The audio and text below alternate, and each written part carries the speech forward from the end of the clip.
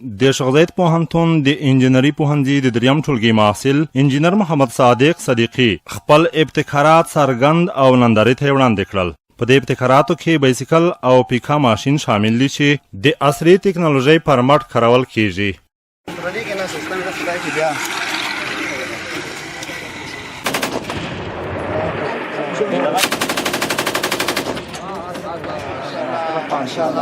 دیات پوهنتون مشر شیخ الحدیث محمد یعقوب نیازی ویل د ځوانانو ابتکاراتو ستایلو او هڅولو په پار برنامه لري او لامو هم هڅه دا ده څو د محصلینو د ظرفیت لوړولو او د استعدادونو د پیاوړتیا لپاره لازم او غوره امکانات به برابر کړو.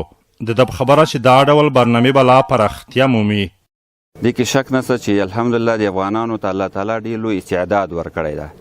انشاءالله نن سبا امارت او ټول حکومت او افغانان دې ته ژمن دي چې نوي اختراعات وکړي او نوي ایجادات وکړي.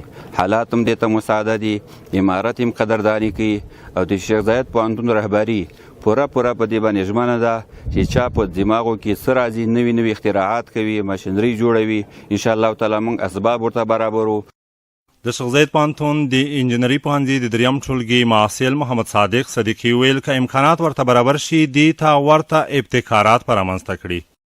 په راتلونکي کې هم انشاءالله که د الله خوښه وه داسې پلان لرو چې د موټر د رابوټ سیستم موټر جوړ کړی جاپان دی او د رابوټ سیستم ډرایور به انشاءالله که د الله خوښه په راتلونکي کې موږ پروژه وي چې د انټرنیټ په واسطه به یو موټر څه رقم ته کېږي، ډرایور به موجود نه وي، څه رقم ته کېږي، حرکت نه ورځي.